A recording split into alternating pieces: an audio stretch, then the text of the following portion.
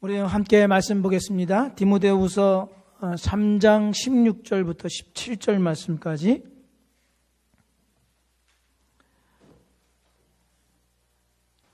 디모데후서 3장 16절부터 17절 말씀, 제가 한 절 읽고 우리 여러분들이 한 절 교독하겠습니다. 모든 성경은 하나님의 감동으로 된 것으로 교훈과 책망과 바르게 함과 의로 교육하기에 유익하니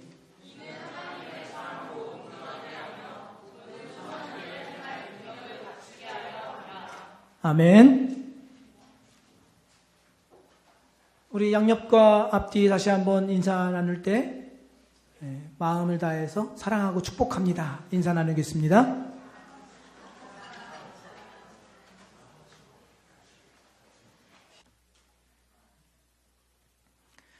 움베르토 에코의 장미의 이름.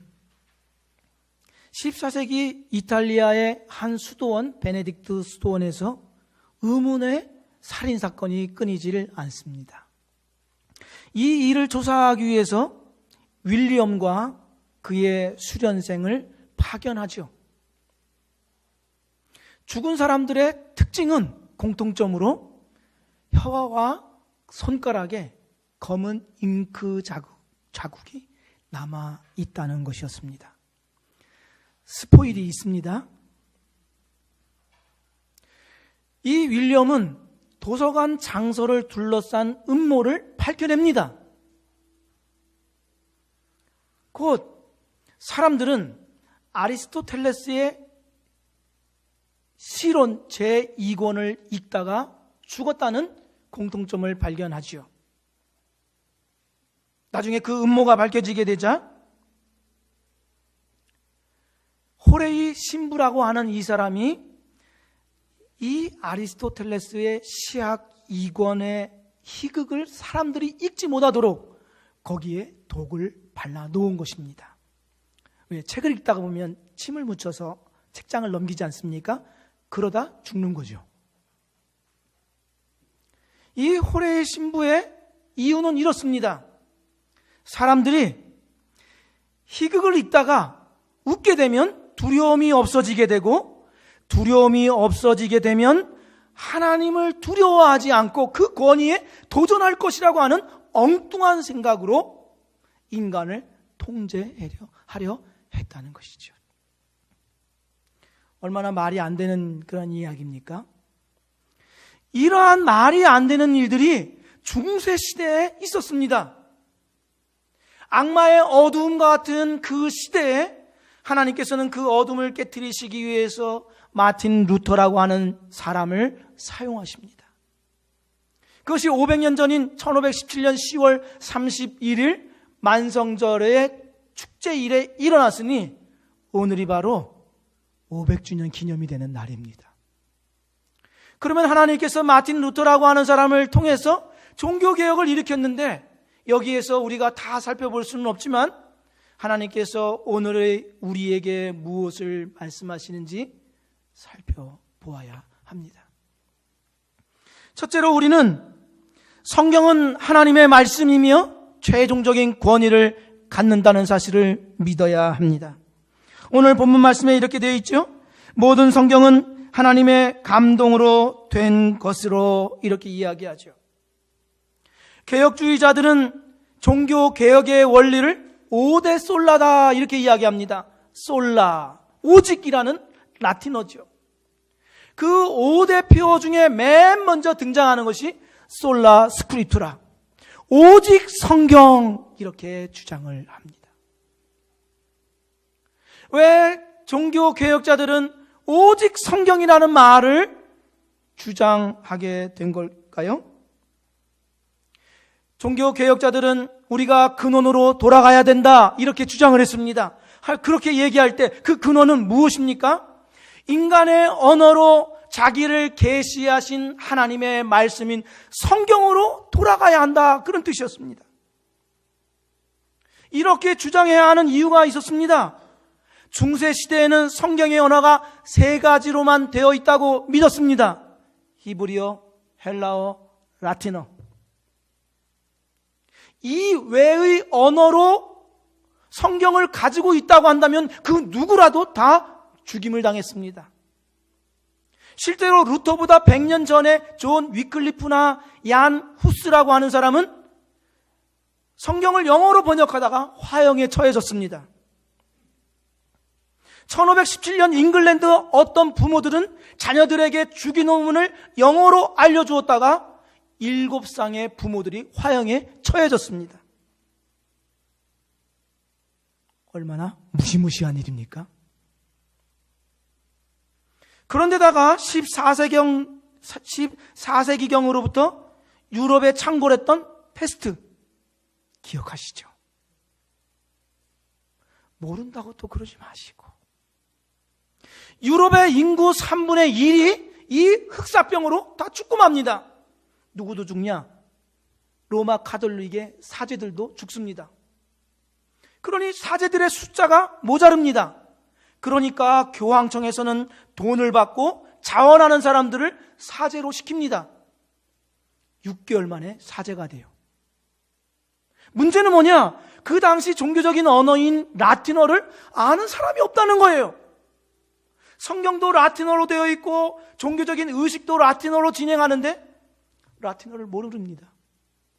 그러니 하나님의 말씀인 이 성경을 어떻게 회중들에게 가르치고 설명할 수 있겠습니까? 아무 소리나 짓거려야 되는 것이죠. 종교개혁은 로마 카톨릭이라고 하는 거대한 종교 집단의 그냥 반발심으로 일어난 그런 어떤 현상이 아닙니다. 루터는 1517년 종교개혁을 일으키기 전 이미 1513년부터 시편을 연구하고 강해했고, 로마서를 연구하고 강해했고, 갈라디아서, 히브리서를 연구하고 강해했습니다. 그렇다 보니 성경을 연구하다 보니 로마 가톨릭의 부당성과 교황의 교권주의가 얼마나 잘못됐는지를 깨닫게 된 것입니다. 더더군다나 면죄부, 그것은 하나님의 뜻에 전혀 맞지 않는 거짓이라는 것을 그가 밝히게 된 것입니다. 로마의 가톨릭 그 잘잘못을 따지는 기준이 무엇이었습니까? 개인의 가치관이나 아니면 어떤 집단의 전통이나 누군가가 제안해서 일어난 일이 아니라 성경을 근거로, 하나님의 말씀인 이 성경을 근거로 일어난 하나님의 종교개혁이었습니다. 그래서 루터가 종교개혁하면서 가장 힘썼던 일들이 성경을 자국어로 번역하고 다른 나라 말로 번역하는 일들을 하면서 성경을 이해하기 위해서 돕기 위해 교리문답들을 만들어서 성경을 회중들에게 보급하고 그 말씀을 깨우치도록 하는 일에 힘썼습니다. 이것은 루터만이 아니라 그 뒤를 잇는 모든 종교개혁자들이 다 했던 일들입니다. 왜? 중세의 암흑기는 곧 성경에 대한 무지로부터 왔다고 확신했기 때문에 그렇습니다. 이 성경 안에 하나님이 비추어 주신 영생의 길과 생명과 인간의 가야 할 방향이 다 담겨 있는 하나님의 사랑의 편지라는 사실을 그들이 믿었기 때문에 그렇죠. 그러면 오늘의 우리의 현실을 한번 보십시오. 우리는 또 다른 종교 암흑기를 겪고 있지 않는지 살펴보아야 합니다. 중세시대는 성경을 읽지 못하도록 하고 읽을 수 없도록 만들어서 읽지 못했습니다. 그러나 지금은 읽을 수 있습니다. 그럼에도 불구하고 읽지 않죠. 아놀드 로제라고 하는 사람이 시베리아 불꽃이라는 책을 썼습니다. 이 책은 구소련의 그리스도인들의 생생한 간증기입니다. 여기에는 이런 내용이 들어 있습니다. KGB의 눈을 피해서 수년 동안 어느 한 사람이 숨어있는 그리스도인들을 위해서 지하에서, 불이 켤 수 없으니까 지하에서 인쇄 작업을 계속, 성경을 복사하는 인쇄 작업을 하다가 눈이 멀었다. 이렇게 기록되어 있습니다. 우리가 갖고 있는 이 성경은 저절로 하늘에서 뚝 떨어진 것이 아닙니다. 수많은 믿음의 선조들이 이 말씀 안에 하나님의 자기 계시와 우리를 향한 사랑의 마음이 절절히 들어있음을 믿기에 말씀을 번역하고 자기의 일생을 드리고 심지어 자기의 목숨을 내버려서면서까지도 이 말씀이 오늘의 우리에게까지 주어진 것입니다. 그럼에도 불구하고 성경을 우리는 읽지 않습니다. 성경을 모릅니다. 성경을 통해서 하나님의 뜻을 분별하고 가야 할 방향을 찾지 않습니다. 대신 네이버 검색, 또 다른 SNS를 통해서 찾아봅니다. 잠언은 이렇게 말씀합니다. 묵시가 없으면 백성이 방자히 행하거니와 율법을 지키는 자는 복이 있느니라. 이사야 선지자는 소는 그 임자를 알고 나귀는 그 주인의 구유를 알건만은 이스라엘은 알지 못하고 나의 백성은 깨닫지 못하는도다. 탄식합니다.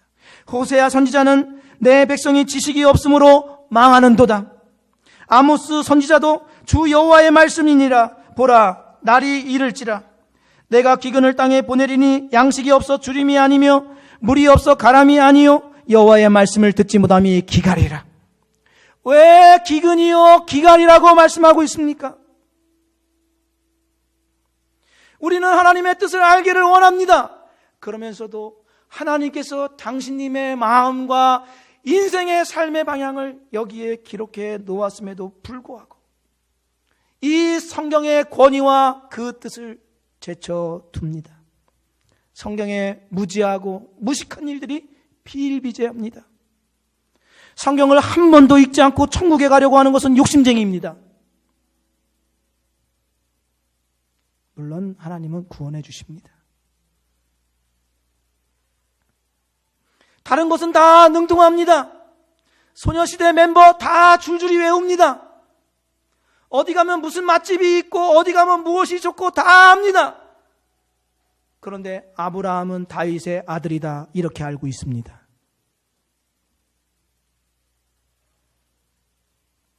루터는 성경 지식에 게으른 사람들을 거만한 자라고 말하면서 욕설에 가까운 비난을 했습니다. 목회자만이 아니라 모든 성도는 한 권의 책에 헌신된 사람이 되어야 합니다. 아멘입니까? 다시 강조하자면 모든 신자는 한 권의 책 성경에 헌신된 사람이 되어야 합니다.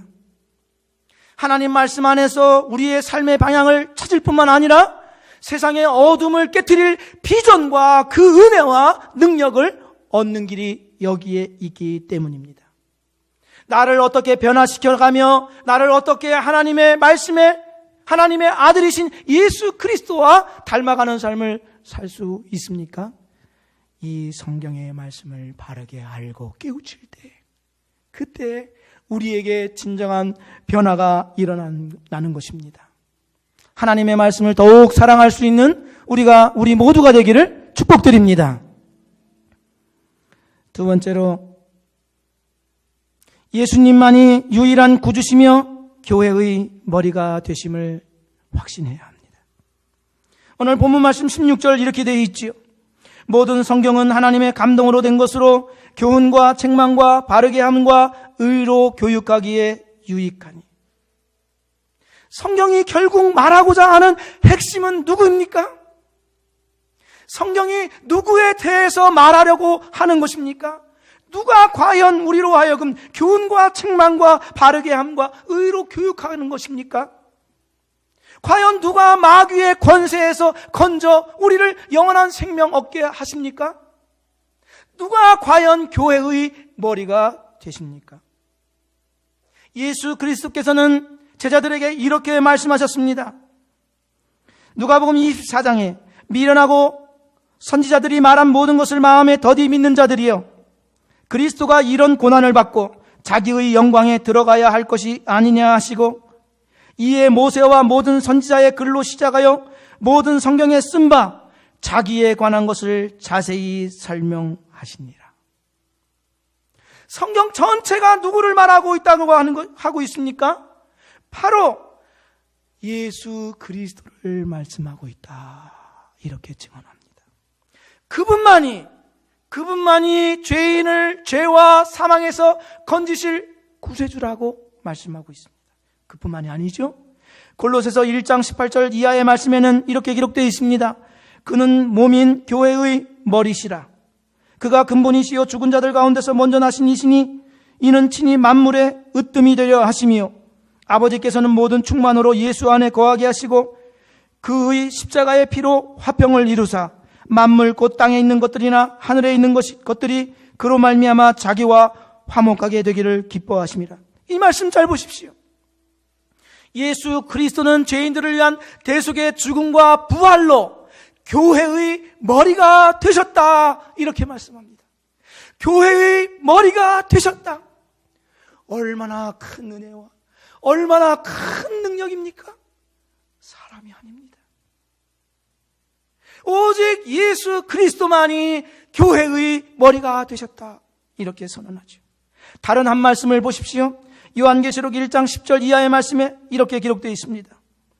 주의 날에 내가 성령에 감동되어 내 뒤에서 나는 나팔소리 같은 큰 음성을 들으니 이르되 내가 보는 것을 두루마리에 써서 에베소, 서머나, 버가모, 두아디라, 사데, 빌라델비아, 라오디게아 등 7교회에 보내라 하시기로 몸을 돌이켜 나에게 말한 음성을 알아보려고 돌이킬 때 7 금 촛대를 보았는데 촛대 사이에 인자 같은 이가 발에 끌리는 옷을 입고 가슴에 금띠를 띠고 그의 오른손에 7별이 있고 그의 입에서 좌우에 날선검이 나오고 그 얼굴은 해가 힘있게 비치는 것 같더라. 여기 금촛대는 교회를 말하고 여기에 별들은 바로 하나님의 종들을 말합니다. 인자는 바로 예수 그리스도를 말하지요.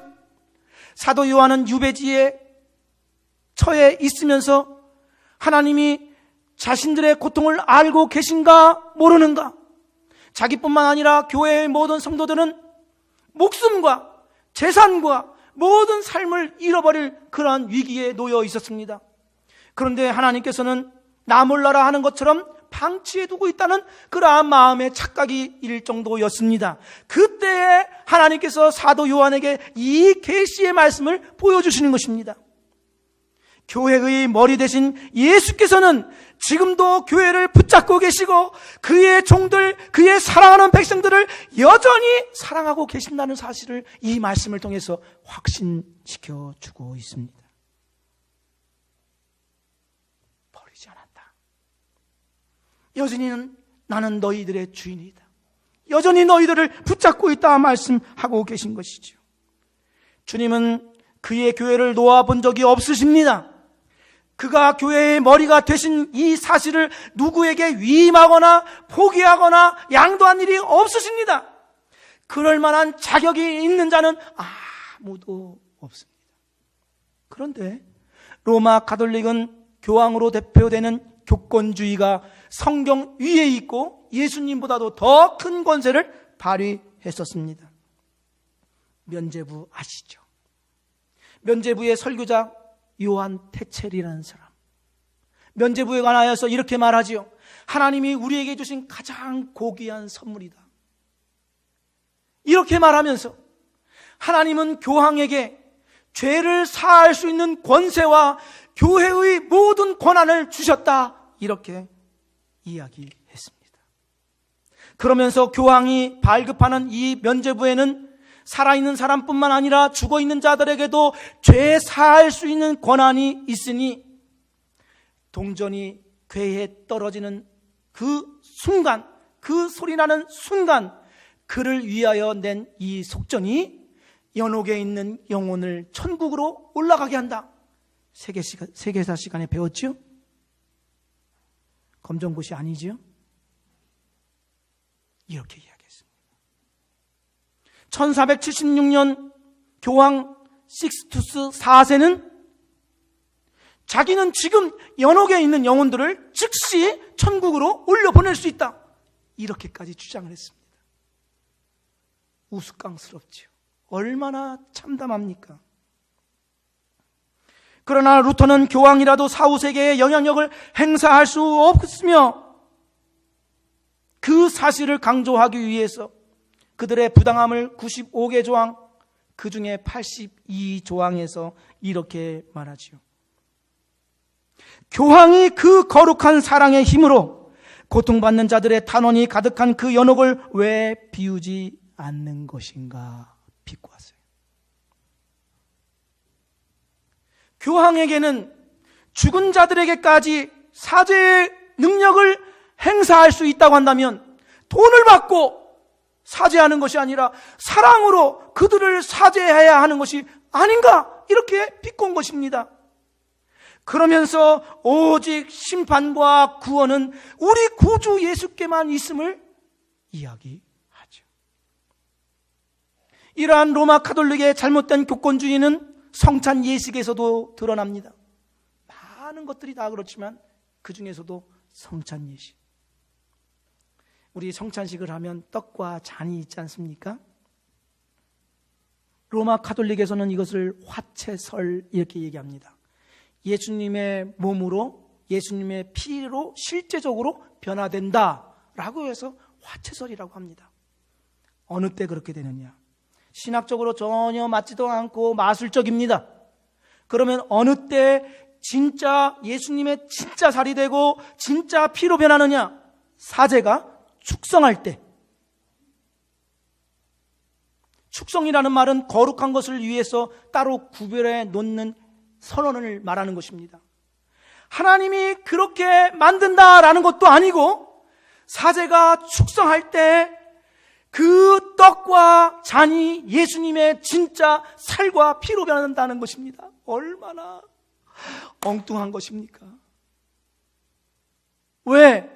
사제로 위임받을 때 천국 열쇠를 자기들이 가지고 있다고 믿었기 때문에 이와 같은 주장을 하는 것입니다. 로마 가톨릭의 이러한 교권주의는 천국 문을 열기도 하고 닫기도 하고, 그리고 무엇보다도 인간의 공로로 천국 백성 될 수 있다고 하는 공로주의, 잘못된 사상을 심어 주었습니다. 인간의 행위와 공로가 어떻게 하나님께 의롭다고 여겨질 수 있겠습니까? 만일 그렇다고 한다면 루터는 이 사실에 대해서 거기에 만약에 합당한 자라고 한다면 바로 자신일 거라고 이야기했습니다. 왜냐하면 로마에 있는 라테란 성당에 스칼라 상크타라고 하는 계단이 있습니다. 28개의 계단. 이 계단을 일명 빌라도의 계단이라고 하죠. 여기에 미신적인 요소가 있어서 여기를 올라가면 죄가 감해진다, 이렇게 생각해서 루터는 무릎으로 기어 올라갔습니다. 그리고 라틴어로 된 주기도문을 외우면서 무릎은 피멍으로 들었죠. 그뿐만이 아니라 루터는 온갖 고행과 금욕주의를 다 실천했습니다. 사제들은 매일매일 고해성사를 해야 됩니다. 일정하게. 고해성사를 1시간도 아니고 2시간도 아니고 3시간도 아니고 하루 종일 하니까 그 고해성사를 듣는 사제가 제발 그만해! 이렇게 외칠 정도였습니다.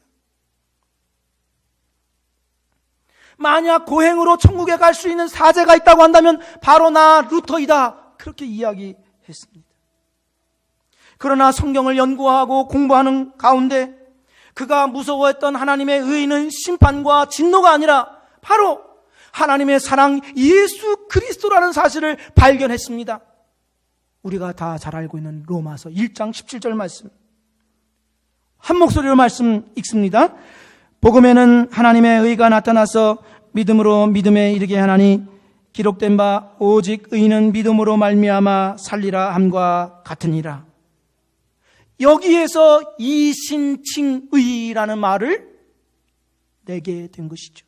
믿음으로만이 의롭게 된다라는 것이죠. 그래서 루터의 신학을 십자가 신학이라고 하면서 루터는 자신을 이야기하길 오직 우리의 신학은 십자가 신학입니다 라고 외쳤습니다. 그러면서 그는 행복한 교환이라는 말도 했죠. 유명한 말입니다. 행복한 교환. 신앙이라는 것은 공동 소유이기 때문에 예수님의 것이 우리 것이 되고 우리 것이 예수님의 것이 되니 우리의 죄와 사망은 예수님의 것이 되고 예수님의 생명과 구원은 우리 것이 되었다. 행복한 교환. 여기에 있는 우리 모두가 다 이 행복한 교환을 이룬 자들인 줄로 믿습니다. 이것이 바로 하나님의 의이고 십자가의 능력이죠. 누가 교회의 머리가 되십니까? 누가 우리의 주인이 되십니까? 예수님만이 죄와 사망을 깨뜨리실 뿐만 아니라 영원한 생명을 우리에게 선물로 주신 줄로 믿습니다. 인간의 공로는 추할 뿐입니다. 아무런 소용이 없습니다. 예수님만이 하나님 앞에서 우리를 의롭다 여겨 주십니다. 예수님 외에 누구라도 교회의 머리가 될 수 있는 권한과 능력과 지혜가 있는 자가 아무도 없습니다. 하나님께서 그것을 허락하신 일도 없고 그럴 만한 자격을 갖고 있는 자도 없습니다. 누가 우리를 하나님의 사랑에서 끊어지지 않도록 붙잡아 주시며 하나님의 백성으로 천국 백성으로 살아갈 수 있도록 하십니까? 예수 그리스도이십니다. 나를 의롭게 하실 뿐만 아니라 나와 함께 살아주시는 분, 내 삶의 길에 앞서서 행하시며 인도하시며 천국으로 인도하시는 그분, 어떠한 길이라도 뚫고 나아가 기어코 믿음으로 승리하도록 도우시는 그분, 그분이 바로 우리 주 예수 그리스도이십니다. 세상은 다 변한다 할지라도 주님만이 이 약속을 지키십니다. 보십시오. 볼지어다 내가 세상 끝날까지 너희와 항상 함께 있으리라. 주님만이 우리의 구주시며 교회의 머리가 되십니다. 마지막으로 세 번째, 우리는 종교개혁을 통하여서 신자 모두는 세상을 위한 제사장으로 살아야 함을 알아야 합니다. 오늘 본문 17절 말씀에 이렇게 기록이 되어 있죠. 이는 하나님의 사람으로 온전하게 하며 모든 선한 일을 행할 능력을 갖추게 하려 함이라. 로마 가톨릭은 거룩한 것과 세속적인 것을 구분하는 이원론적인 주장을 펼쳤습니다. 그러나 루터는 1520년에 독일 귀족에게 보내는 편지라는 글에서 모든 신자는 하나님의 제사장이다. 우리가 잘 알고 있는, 한 번쯤은 들어봤을 만인 제사장설 들어보셨죠? 처음 듣는 것 같은 표정이에요. 만인 사제론 혹은 만인 제사장설을 주장했습니다.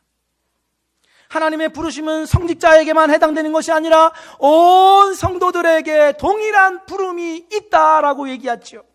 콜링, 소명이라는 말을 루터가 처음 사용한 것은 아닙니다. 그러나 이 소명이라는 단어에 생명력을 불어넣은 사람이 바로 루터입니다. 노동이나 모든 일상생활에서 일어나는 소소한 하나하나가 하나님을 섬기고 사람을 섬기는 위대한 부르심, 제사장으로서의 삶이 된다고 이야기했죠. 중세 수도원은 세상을 등지고 은둔과 고독으로 살아야만 그것이 하나님의 부름이라고 여겼기 때문입니다. 하지만 루터는 세상과 교회가 분리된 것이 아니라 하나님은 세상 한가운데서 당신님을 만날 수 있는 접촉점을 교회를 통하여 성도를 통하여 이루게 하셨다라고 말씀한 것입니다. 우리를 통하여 세상에 하나님이 접촉점을 이루고 계시다라는 것이죠. 우리가 하는 일들을 통해서 숨어 계신 하나님을 발견할 수 있는 기회가 되도록 하셨다, 이렇게 말씀합니다.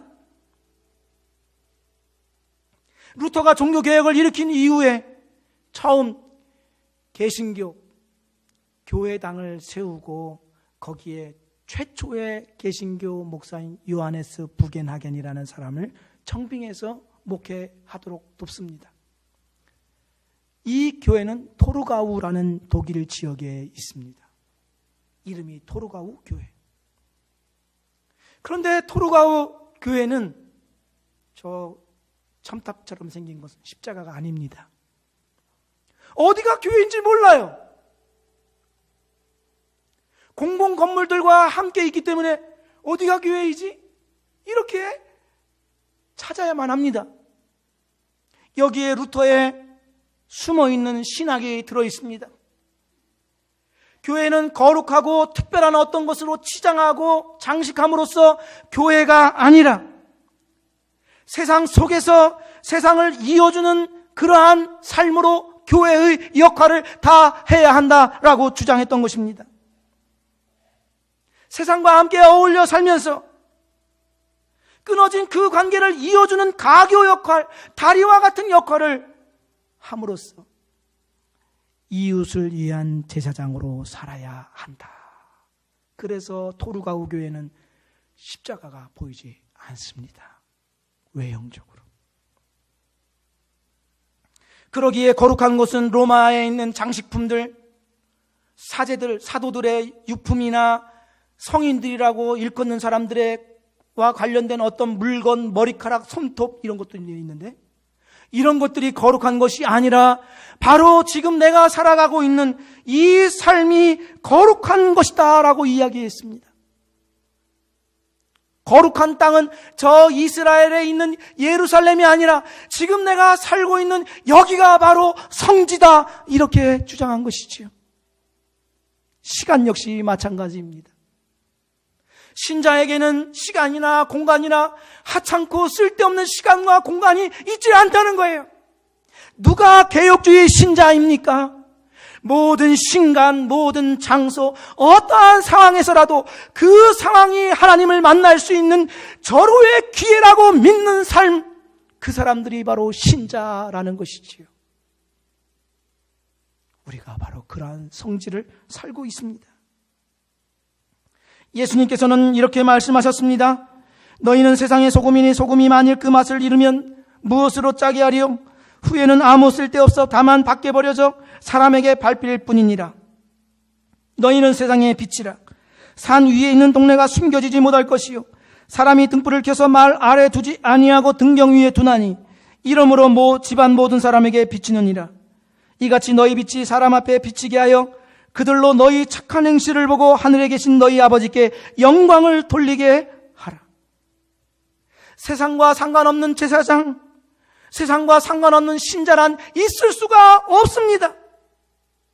신자의 부름이라는 것은 하나님을 위한 것이면서 동시에 세상을 위한 부름입니다. 우리가 세상을 위한 제사장으로 일하려고 한다고 한다면 그리스도인으로서 당연히 고난을 겪어야 합니다. 우리가 사는 이 세상은 하나님을 아는 세상이 아니라 하나님을 대적하는 세상이기 때문에 그렇습니다. 그런 까닭에 루터는 신자에게 기꺼이 고난을 받으라 이렇게 말하고 있습니다. 억지로 고난을 만들어내라 하는 것이 아니라 이미 주어진 고난을 받으라라는 것이지요. 이 고난은 우리가 이 시대를 살아가면서 겪게 되는 고난일 수 있습니다. 개인적인 고난이 있을 수 있습니다. 가정과 직장과 환경에 놓여있는 우리가 필연적으로 맞닥뜨려질 수밖에 없는 상황과 사람과 울고 웃는 여러 가지 다양한 속에서 겪어야 되는 어려움과 고통이 바로 십자가 고난입니다. 그것을 피하려고 하지 말고 능히 당해내라 라고 말씀합니다. 그러면서 루터는 신자에게 매일 세례가 필요하다라고 말했습니다. 예수와 함께 죽고 예수와 함께 살아나는 부활의 일상을 살아라 그렇게 이야기합니다. 주님의 힘으로 이웃과의 관계를 연결해주고 삶의 매일매일에서 자기는 죽어지고 그리스도는 살아나는 이 매일 세례를 살아야 한다라는 것이죠. 그러려면 기꺼이 고난을 당해야 합니다. 찬송가 82장의 작시가이기도 한 호레이셔스 보나르 목사님, 19세기 목사님이죠. 이 목사님은 성도들, 신자들에게는 많은 닮은 면이 있다라고 하면서 유독 그리스도인들에게 돋보이는 특징이 있다 하면서 그것은 고난이다. 그것이 그리스도의 자녀가 된 표지이다. 이렇게 이야기했습니다. 하나님의 제사장으로, 세상을 위한 제사장으로 살아가려고 하면 겪어야 하는 고난이 있다 하는 것입니다. 신자 누구나 다 십자가를 짊어집니다. 어떤 것은 더 무거울 수도 있습니다. 어떤 것은 더 가벼울 수도 있습니다. 어떤 것은 더 수치스러울 수도 있습니다. 어떤 것은 덜 수치스러울 수 있습니다. 그러나 누구나 다 주님께서 허락하신 그 십자가를 짊어지고 나아가야 합니다. 대한민국을 변화시키고 열방을 개혁시키기 전에 여러분의 십자가를 지십시오. 아멘은 안 해. 하나님께 신실하게 하듯 이웃에게 신실하십시오. 하나님의 이름을 빙자하여 여러분이 마땅히 해야 할 그 일을 그 누군가에게 떠넘기지 마십시오.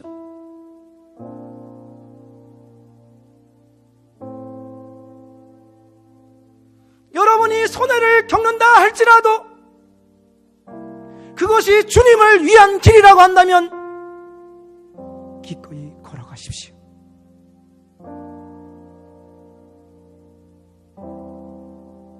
개혁과 변화는 나로부터 시작해야 합니다. 우리 각 사람에게 맡겨진 이 십자가를 짊어지지 않고 피하려고 할 때 문제가 생기는 것입니다. 놀랍게도 십자가를 짊어질 때 역설적으로 변화가 일어나고 예수님께서 도와주시며 세상이 알 수 없는 주님의 평화가 가득하게 됨을 깨닫게 될 것입니다. 여기 호레이셔스 보나르 목사님의 시를 들어보십시오. 나의 지은 죄가 주홍빛 같습니다. 이제 내 영혼 속에 평화와 광명이 충만하오니 이 몸 당신과 함께 보이지 않는 사랑의 주님과 함께 걷겠습니다. 나의 하나님, 당신만 의지하고 당신 손에 이끌려 인생길 가오니 내내 평안할 뿐입니다. 주님이 주시는 위로와 평안이 우리 모두에게 차고 넘치기를 주의 이름으로 축복드립니다. 함께 기도하겠습니다.